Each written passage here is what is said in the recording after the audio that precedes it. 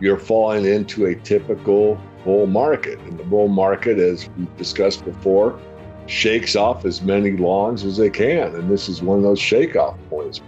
This is Kaiser Johnson with Liberty and Finance, and these are the Miles Franklin Weekly Specials for June 10th through June 17th, 2024, while supplies last. First, we feature Ital Preziosi silver kilo bars at just $1.79 over spot per ounce. We also have a highly limited supply of 1/10-ounce Platinum Britannia at $59 over melt. To order our specials or any of the many other options we have available, call us at 1-888-81-LIBERTY. That's 1-888-815-4237. We're available after hours and on weekends, and we look forward to speaking with you. Hey everyone, this is Elijah K. Johnson with Liberty and Finance. And back with us today is our good friend David Morgan from themorganreport.com. Thank you so much for joining us today, David. Elijah, it's always great to be with you. Thanks. Well, it's great to have you. I did want to get a general overview of what is happening in the metals markets. We've seen quite a bit of a pullback. We were very excited about silver breaking through 30. I know last time we had you on, it was a live stream, and you had mentioned that, maybe don't get too excited. We're going into summer doldrums, and it seems like we might be there now. So your perspective on where we are. That's exactly where we are, in my view, and I think we have enough data now to make the case. We're in a consolidation period for both gold and silver. What are the exact ranges? I don't know. And they'll vary. It's not like a perfect channel formation between 2,200 and 2,400 for the next 3 or 4 months, but something like that for gold. And silver, obviously, it's gotten below 30 now, so, maybe 29 to 31 in that range. Will it go below 25? I can't say it wouldn't. I doubt it. But it could. But basically, we're doing a trading range. How big or how wide is that trading range? I'm not sure. How long will it take? I don't know. But my guess is for gold, a couple, $300. For silver, $3-4 probably. And I think it'll just go into the late summer. So September, October, I think we'll start to see the metals, regain traction. And of course, and unfortunately, I don't even like saying this, Elijah, but with the war drums beating ever louder as we speak, there's a possibility that gold could go up limit 3 days in a row to basis what's going on between this escalation and talking nuclear more and more frequently. So that's a rather frightening prospect, and we can't rule it out because something like that would override any quote unquote normal activity in the metals market. It definitely would, and I guess it seems to be more and more likely because we are seeing this escalation now. Obviously, Ukraine using U.S. weapons into Russia, coming out with a ceasefire plan, which then is rejected right away in the G7 now, making an agreement, a security agreement with Ukraine. So it seems like America's involvement in this conflict is, we're getting more and more involved in this conflict, and it doesn't seem like it's going in the correct direction. Totally agree, and didn't know we'd get on this topic, and but I'll state my view, and I know you are, a free market thinker, and allow your guests to state their views, whether you agree with them or not. But as an American, I really feel disheartened because really, if you go back to the beginning, if we just held to the Minsk agreement with Russia, in other words, had we, the United States, kept our word, we wouldn't be where we're at right now. And we probably could go back to saying, well, we screwed up and we broke our word. We're gonna make it right. We're gonna live our word. We're going to go back to that agreement, probably end everything. And yet here we are contemplating that fate of our future is potentially, I'm not going to say absolutely, but potentially in the hands of a foreign country that might use U.S. weaponry into Russia, hit a target that's of such high value that they are compelled, from their perspective, to retaliate. And this is very scary times. I really don't even like saying it, because there's still some amount of people that just absorb the mainstream media, and maybe they'll stumble upon this channel and realize that this is no joke and this is not fear mongering. You should be scared. You should be really scared. because when you have the fate of a potential strike from Cuba to the east coast of the United States, that's 12 minutes away, and you can't do anything about it with a precision weapon that's very, very precise. Sitting there, if you're not scared by that, then what is fear mongering? So back to you. No, and I think that gets back to a theme that we've talked about quite a bit on this channel, is really taking control of our own situation when, there's these things that are happening out in the world that we can't control. Well, what are some prudent steps to preparedness? And one thing is to get our finances out of the system, at least some of them, into precious metals. And that seems to be, I guess, the general trend when we see these conflicts. There's sometimes a spike in precious metal prices. I did want to maybe get to the end of this interview, we can talk more about preparedness, but getting back onto precious metals here, your perspective on the latest COT report and also other, it seems like bullish fundamentals coming from around the world. Central banks are buying gold, and also in silver, we're seeing India buy more and more silver this year for solar, for a huge solar field they're going to be creating. So I guess where do you want to start off when it comes to the bullish fundamentals for precious metals? Well, let's start off the Commitment of Traders report. I'm pretty good at reading it. No one's got it exact, but you can see the trends are pretty obvious if you studied it for very long and a half of years. I just took a look at it. The open interest really hasn't dropped that much on the last report. So, and the way it was stacked up just a few weeks ago, it was indicating that the metals had reached a peak. And we're on the decline. I mean, my friend Chen Lin is very smart and very good. He saw room for it to expand, for open interest to increase, and he was right. It had the potential to do that. But the way I saw it was seeing the same thing and seeing it differently. I thought we were close enough to what we considered to be the max participation for longs and shorts. And basically, when you get to that high level, that's about all she wrote. And you're going to see a correction in the metals, and the game is going to go down to a certain level in the open interest. And once it achieves that, we'll start back up. And it's not a perfect timing mechanism. It's more like a barometer. It gives you a very good signal of what's ahead. You just don't know if it's a day, a week, or a month ahead, or 2 months, but it's okay, we're pretty much topped here. So that doesn't surprise me.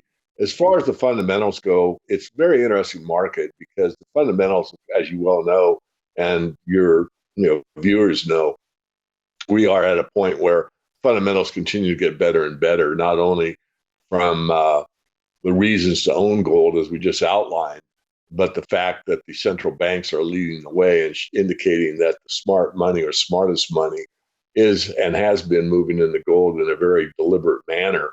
On top of that, if you look at the silver side of the equation, retail's pretty much been left out of this move. A lot of retail said, okay, I got $30 silver or $31 silver. I paid a very high premium months ago with silver's at 25, and it seemed like the retail market was extremely tight and premium shot up and paid $30 for $25 silver. Well, now you can go and cash out at, break even or maybe a slight profit. Maybe you bought too much. Maybe you don't believe the story. Maybe you just want to rebalance your portfolio. Who knows? But the facts are that the wholesale market is getting more sellbacks than buys from 3 or 4 that I'm very familiar with and can call and get direct information. But that doesn't mean that the market isn't fundamentally more bullish. And this is what we're seeing on the industrial side and the investment side outside of India and China. I mean, China has caught the silver bug, and their investment community is certainly participating in this rally, as well as the industrial commodity for use primarily in solar panels. And the same thing holds for India. So it's a very interesting market at this time, but the strength is still there. I'm not taking back what I said. We're going to consolidate. We're going to be in a trading range, but the fundamentals continue to improve. It is somewhat unfortunate, right? Because, I mean, obviously we have experienced more sellbacks than usual recently. And it seems like sometimes,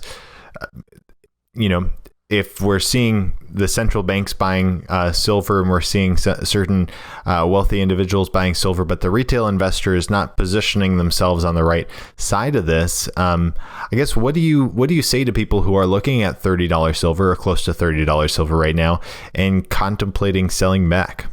Well, what I would say is don't. What I would say is you're falling into a typical bull market. And the bull market, as we've discussed before, shakes off as many longs as they can. And this is one of those shake-off points. People that have, maybe they bought it at 18, maybe they bought it at 20, a 10% gain on that investment, that's 30-40%.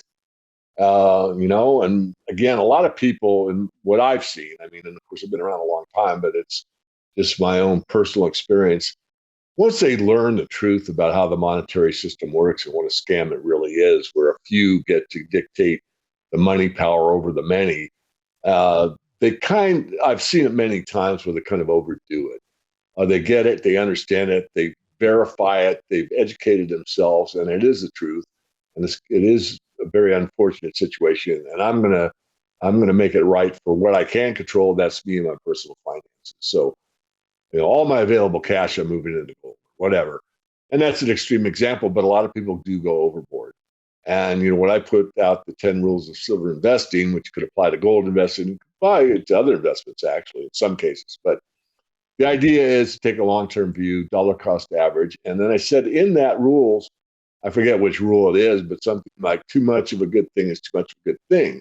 In other words, I was recommending a certain percentage and not to go overboard, because you don't need to go overboard to have a hedge, a balance, and almost a certainty that you have prepared yourself financially for probably a worst case scenario.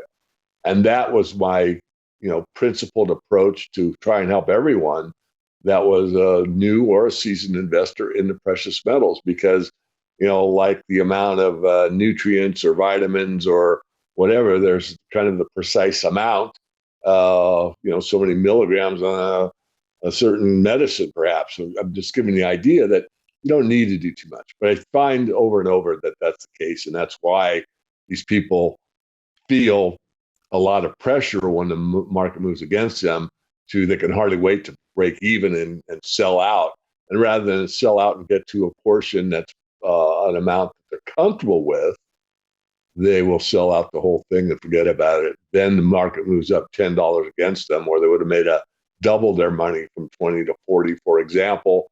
Now they get back in and they left all that on the table. So long-winded answer, but I've seen it over and over. And having that experience, I would say, look, if you have too much, sell down to where you're comfortable. Please don't sell out. You know why you bought it. If the reason you bought it has changed, well, then go ahead and sell. If you bought it to, get a gain so you could pay off a debt or something, and that changed, or that occurred and it happened and you did it, and that's the reason you bought it, okay, fine. But if you bought it for the reason most of us do, and that is to hedge the inevitable, you don't have any reason selling at all. That's for sure. What you're saying is, why are you selling it? Because if you're selling it for dollars that are depreciating in value, what are you going to do with the dollars, and where else are you going to put it? It seems like right now, you're seeing simultaneously, asset that has never gone to zero, having extremely bullish fundamentals and the potential for increases in value. So it seems like, as you're saying, really questioning why are you wanting to sell is a really good point. Well, thank you. I'm glad you asked. That's, my take. Of course, I am, somewhat biased. But if you look at those 10 rules of silver investing, I'm speaking about, words I wrote on a piece of paper, 2 decades ago, but I think it's very objective as far as why you want to have some, why you don't want to overload, why you want to do it over time, why you want the discipline of a dollar cost average, and all of that. And 10 simple rules. It wasn't as if, there's a great deal of thought in it, and it was just a principled approach and being, again, objective to try and help everybody. Because, the adage that you'll hear from, a lot of dealers, I won't say that Miles Franklin says this, although Andy may have said it, but In the old days when I got started in precious metals, it was, everybody should own a little. Well, who's everybody and what's a little? And I did a video on that called Missing the Silver Market. You can watch it, look it up on my YouTube channel if you wish. But not everyone can buy a little bit of silver. It's way too precious. So, what is a little? I mean, 2 ounces? 2 ounces is not going to protect your financial stature. You're going to need, depending on your lifestyle, your income, all that. But I would suggest probably, 100 ounces at a minimum, if not closer to 500 for the average, American that's able to save. And I know there's a lot of people that can't. I'm certainly, empathetic about that. But, if everyone in America had 500 ounces, I mean, you'd wipe out the silver supply very, very quick. Besides investing in the physical precious metals, I think I myself have been kind of shocked by some of the escalations we're seeing, as we mentioned, around the world here. And it's made me pause and say, well, are there other ways I should be preparing as well, right? Your perspective on that, how have you personally reacted to what is happening geopolitically, and what are some prudent steps you think that people should be thinking about right now? Well, that's a tough one. First of all, I'll say it's individual. I mean, if you have a different belief than me, then certainly, you have the right to that. I'm, not nearly the student of conflict that David Smith was. I mean, mostly in-depth, peeled down to the, core of the onion.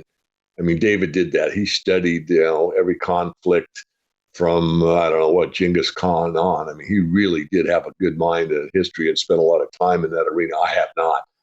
Point being is that you need to be prepared for a potential conflict, but let's take the conflict out of the equation for a moment and just say, what's the probability of a climate event? What's the probability of a food shortage? What's the probability of a boycott? Truckers don't come into your town. I mean, there's lots of other possibilities outside of our control, let alone a potential conflict that would cause the need to have food set aside, water set aside, perhaps a different communication system placed, or a plan that your family could gather if there was, let's say, an emergency broadcast system saying, you got to hunker down or whatever. So these are one-offs. I mean, these are not something that you absolutely know is going to happen. But if you prepare for them and they never happen, you're prepared. And if I'm wrong and, you never have a climate event or whatever, you can still eat the food. I mean, it's a no-lose game. And that's what upsets me about people that don't prepare, is that you can't lose with it. It's not hurting you to do it. In fact, let's just say that you have, I don't know, prep 6 months worth of ready-to-eat meals, which is, kind of the more expensive but easy things to do if you have the means to do it. And you just don't feel like cooking out. I mean, you can take all those things off the shelf and cook it for dinner. I mean, it's not like if you buy it, it makes a problem happen. It's really the opposite. You're buying it in case a problem happens. And what is the problem? It's potential 1%, 10%. I don't know. It depends on the area. I mean, if you live in the Hurricane Alley, then, chances are you're going to have a problem or a greater potential to have one. Whereas if you live in, a very quiet jurisdiction that's kind of politically neutral, probably less so. But nonetheless, it doesn't mean that preparing is dumb. It's actually very, very prudent. And, you guys have done a lot to bring up that topic with Reluctant Prepper, which you used to have. I don't think you have that domain anymore. Maybe you do. But it's not something that you have to go along with the mainstream's, let's say, bias toward you're a kook or a tinfoil hat or a theorist of some kind if you prepare. I mean, being a Boy Scout at one time and never being an Eagle Scout, but going through the process somewhat, the loyal, trustworthy, friendly, courteous, kind, obedient, you did all those things and you were prepared, always. And this is something that just is a way to be in life. I mean, if you took it outside of the food and water realm and to prepare your mind for something that you can't see in the future, I think is as equally important as having the physical ability to prepare for, let's say, a food, stores closing or something. Because if your mind is sound and you can prepare yourself mentally for hard times, and you go through that, maybe read,